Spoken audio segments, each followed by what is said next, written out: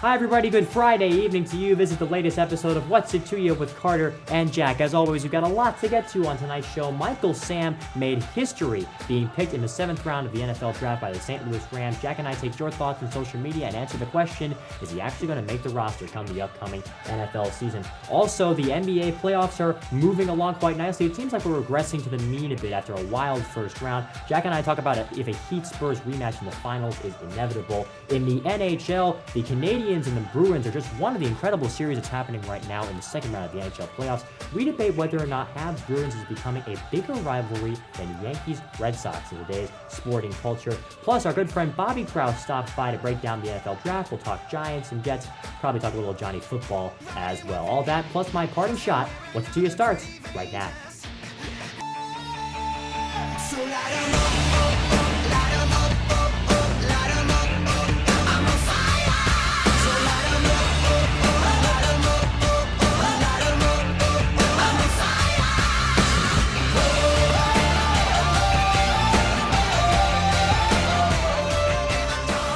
And hello again, everybody. It's great to see you from Columbia High School Studio 1A. This is What's It To You. I'm Carter Woodiel alongside Jack Worth. As we mentioned, we're going to start this evening's show with Michael Sam. He came out as a game man back in February, and after waiting all day on the day 3 of the NFL draft, was selected in the 7th round by the St. Louis Rams. There were just 8 picks remaining when Michael Sam was selected. The coach of the Rams, Jeff Fisher, says he's prepared to cut Sam if he's not good enough to make the team come the offseason, come the start of the NFL season.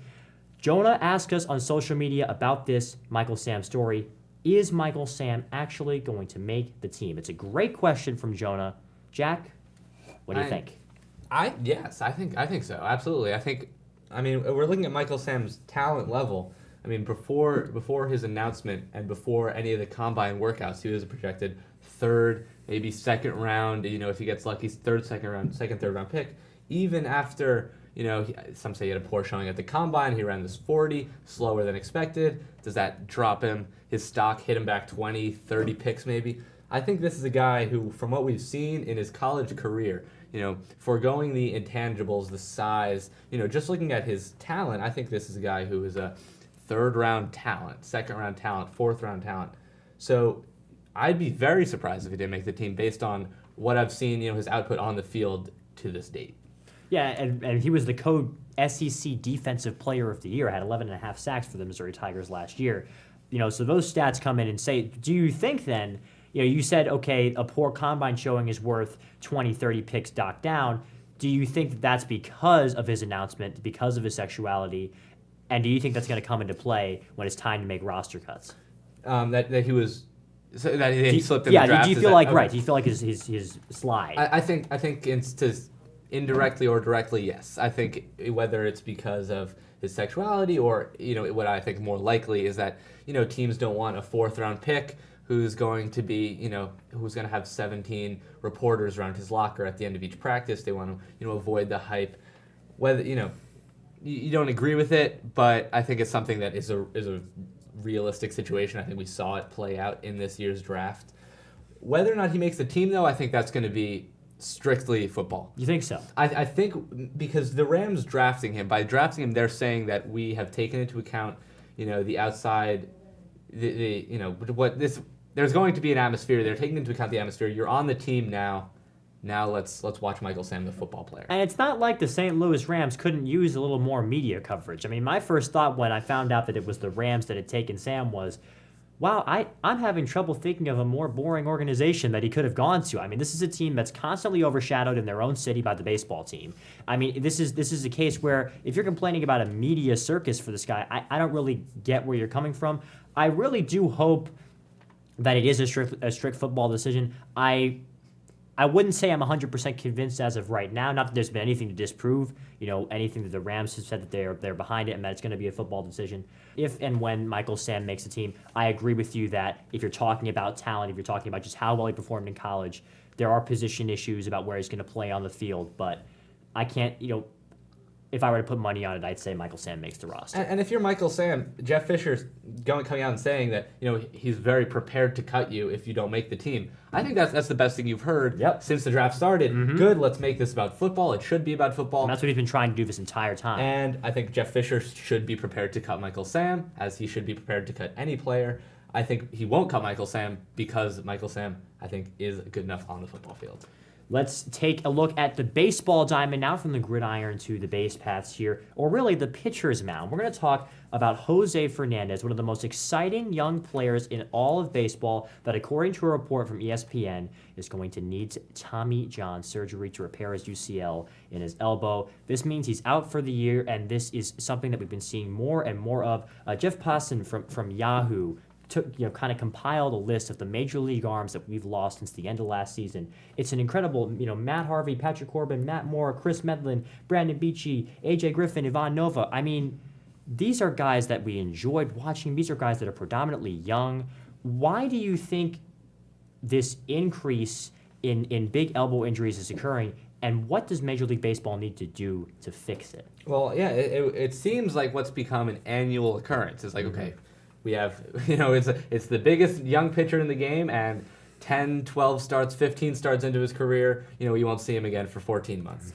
We've seen, it was Matt Harvey last year, it was Steven Strasburg 2-3 years before, and I think the key word is young. It's young pitchers. It's not pitchers, who are major league veterans who have pitched 1,600 innings in their career over the course of 7 seasons. It's guys who have really never pitched in the majors before. The majority of their workload has come not even in the minors, but at high school, at youth levels. So you have to start looking back and say, well, it's not something the major leagues are doing wrong. It's something that, what's a trend recently that's happening in lower level, baseball. And I think what we're seeing that hasn't happened in the past is this year-round, baseball is becoming a year-round sport. If you're a top-level prospect, if you're an athlete who expects to be drafted out of high school, you don't get that off-season, and where if you're a pitcher, you really need, because pitching, just the motion of pitching is not a natural movement. Absolutely. So I think it's extremely taxing, especially when you're throwing at high velocities.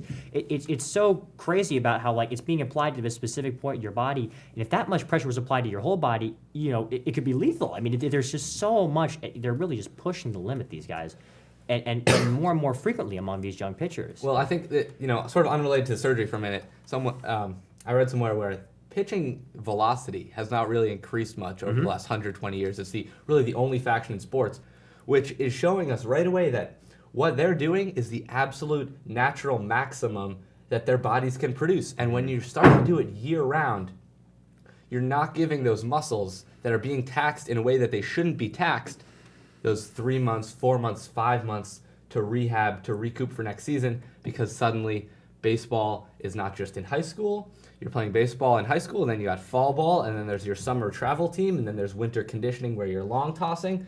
So when baseball has become 365 days a year, you don't get rehab time in the offseason. And then it's an interesting conversation where if you're a coach, what do? Do you try and get your young pitcher to go to that absolute maximum so we can pitch at his highest level? Or do you understand, okay, later on that might not be such a good idea?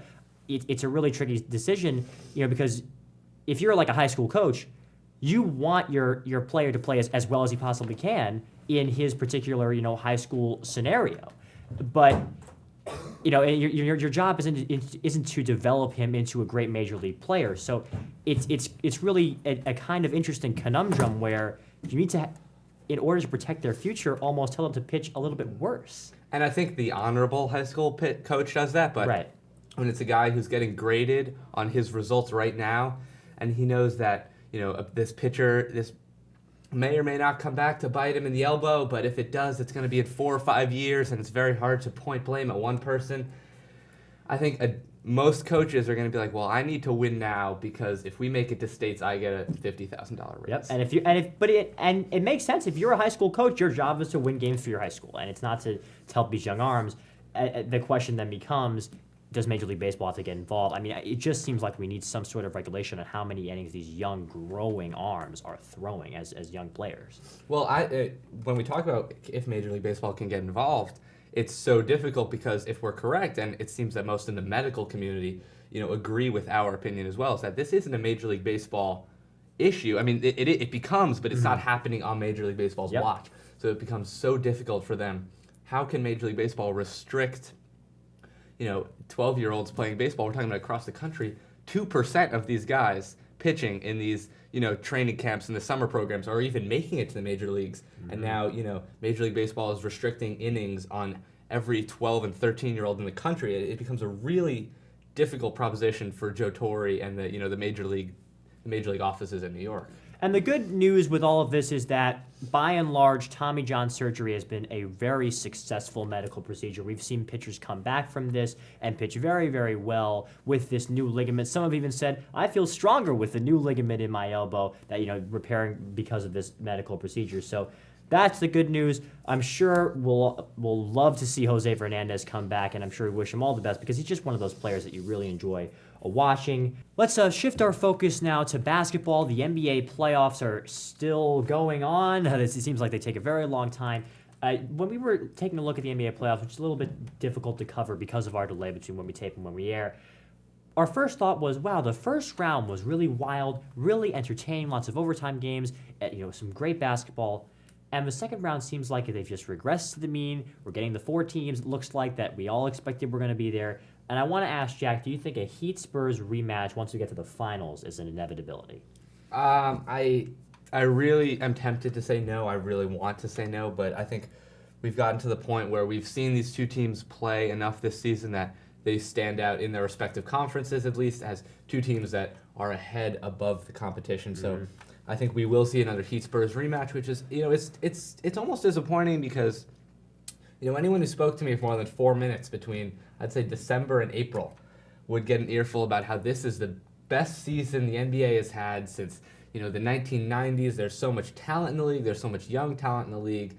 There are so many teams that have a chance at making a championship, winning a title, and it looks like San Antonio Spurs are going to win the West. There's a supremely talented team, and the Miami Heat, you can argue that they've regressed from last season, but so have the Indiana Pacers. Over the last 3 weeks, it looks like Miami will, head unchallenged into the NBA Finals. And talking about what you were a big fan of early in the NBA season. I mean, you were really propping up the Indiana Pacers, and rightly so. They looked like they could really challenge the Miami Heat, and now it seems like they're almost, if we look at a Pacers Heat series, it's hard. You're going to be hard pressed to find anybody who's not going to take Miami in that.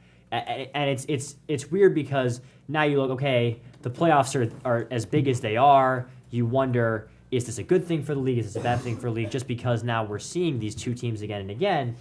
I wanted. Do you think, if you're a casual NBA fan, do you like seeing Heat Spurs again? Just because dynasty teams always do well, or do you think that you'd rather see another team like the Pacers or the Thunder get in there? It's absolutely hard to gauge because you want to root for talent when you're if you're coming from a casual fan, you want to see the two best teams in the final. That will give the most entertaining basketball. That'll create the most entertaining storylines. But in a situation that we have here, where I think there are 4 or 5 teams that are talented enough to compete for a championship, I think in terms of a casual fan, we want to see something. We want it to mix up. We're going to see LeBron, it looks like, taking on the Spurs, which they did last year. And even if they didn't, they faced the Thunder. That's a rematch what we got 2 years ago. There is definitely an elite club in the NBA right now. It doesn't look like it's changing as fast as we thought it would be. And we'll see exactly what that matchup is when we get to the NBA Finals. But for now, we're going to take a short break. When we come back, we're going to talk some hockey. That Canadiens-Bruins rivalry seems to be getting bigger and bigger each time they play in the postseason. We talk about whether it's bigger than Yankees and Red Sox, and our good friend Bobby comes in to talk some NFL draft, and my parting shot as well. All that and more ahead. Stay where you are. Can't be so winning hit that. I'm out in the sides in the meantime. I'm just dreaming of tearing you apart. Slow down. Slow down and move over. And move over. When you see lights, vests, Or reflectors. Please, give us some room. Slow down and move over. when you need us. We've got your back. Do you have ours? You got our back? You got ours? You got our back? Please, slow down. And move over. My songs know what you did. And we welcome you back to What's It To Ya. I am Carter Woodiel, still alongside Jack Worth for some sports talk here. We're going to move to the ice now. The NHL second round has provided us with some great series, and one of them was the big 7-game thriller between the Montreal Canadiens and the Boston Bruins. And what made this series so great, at least to me, was the rivalry involved, the history, the fact that it became one of the over 900 games that these two teams have played against each other.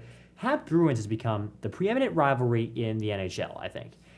Do you think that it's bigger now than Yankees Red Sox? It's so hard to gauge these things because, first of all, like there's no barometer, there's no number. We can't say, what makes a rivalry. I think, just a casual onlooker judging the reactions of the Montreal fans after every game, win or loss, the preparations that the city of Montreal had to take because they weren't sure how fans would react. You'd think yes. I'm hesitant to say so because I think that is the culture of Montreal. I think it would be similar to that regardless of who they were playing. I'm not so sure about that. I think that obviously playing Boston, your rival magnifies the situation. But I think that Montreal Canadiens, over the last 15 years, is a team that is so used to success that has not been successful. A city that breathes hockey. This is, when it was a while ago, but they played a series against the Quebec Nordiques, and they had to postpone the presidential or prime ministerial debate that was taking place in Quebec that night because the playoff series was going on. So this is a city that's very passionate about hockey, so I think this is a reaction from the fans that we would get regardless of who the Habs played in the playoffs. Well, I feel like you did mention it's noticeably higher when it's the Bruins that they're facing. And I think that's enough to say, okay, this is the rivalry going on. It can be a great rivalry because one of the teams is as invested as the Canadiens are. And if we're comparing this to Yankees Red Sox, I just think this is a good example of rivalries that are headed in opposite directions. It seems like Montreal and Boston are getting more and more intense about their rivalry, and the Yankees and Red Sox, especially when you're talking about the players instead of the fans, the rivalry is becoming sort of more a historical thing. It seems like ever since the 2003-2004 ALCS it's kind of just gone flat, I think. And I think that this is an example of a rivalry that's coming up and taking over that spot. And what makes hockey rivalries so easy to spot is that the passion from the players, you're seeing it on the ice physical dislike. After, we saw the Red Sox and Yankees back, you mentioned 2003, 2004, come to that same physical aspect, which in baseball, shows, I think more than if you saw that in hockey because it's just so not a part of the game.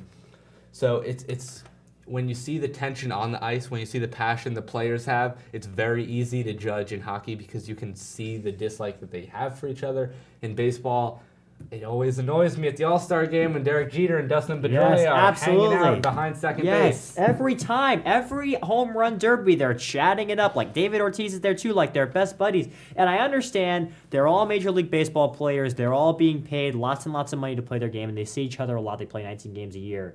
But if you're looking at it as a fan, it's just you wouldn't see the Bruins and Canadiens do that. And to me, rivalries are fueled by the postseason. If we see another great ALCS possibly between these two teams in the future, that might be a great way to get this rivalry up to shape, similarly to what happened with that series between the Bruins and the Canadiens.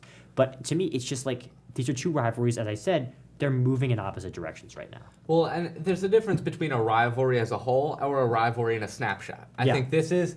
Right now, at this moment, the Montreal Canadiens and the Boston Bruins is the biggest rivalry in sports because that's what's happening right now. But I think when we talk about consistency, this is a rivalry that's been going on. They've met over 900 times.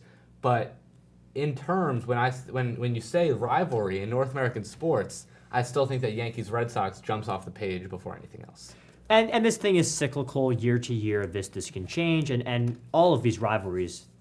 All these sports rivalries, especially these two, are great no matter what the other one is doing. And now it's time to talk some NFL draft. The NFL draft, one of the biggest stories, record ratings on ESPN when this draft happened. A lot of entertaining things to talk about, so much that we can't talk about it just ourselves. Bobby Kraus, our good friend, is here joining us at the desk. Bobby, it's great to have you on the show. Thank you. It's good to be back. And we're going to talk, let's start with the local teams here. The Giants and Jets both had very different drafting strategies, I think, going into this. Mm-hmm. Which one do you think did better? I think that the Giants did better. I loved the pick of Odell Beckham Jr. as another weapon for Eli on top of Ruben Randle, another LSU player, on top of Victor Cruz, obviously.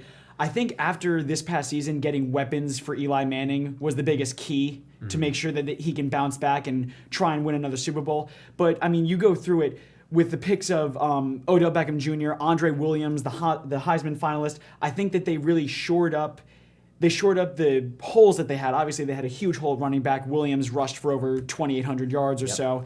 He's going to be a big help, I think. The Jets, I like what they did as well. Calvin Pryor hits anything that moves and is going to be hopefully a shutdown safety to help with the corner situation And now. that was a big need going in for the Yeah, Jets. it was. They needed a defensive back, definitely, with the first-round pick. I'm not saying that the Jets didn't have a good draft because they did. Calvin Pryor, Jason Morrow, the tight end. I just think the Giants drafted better quality players. Yeah, and I think it's kind of a choice between, okay, who has the better talent, if you're talking about just who stacks up, and who did a better job at filling the needs that they had. I mean, the Jets going in, they needed a tight end, they needed a wide receiver, they needed a safety. They got those done. They checked all the boxes, I think, in this draft. But you're right, the Giants got some extremely talented players, so I think it's just a great example of two different drafting philosophies.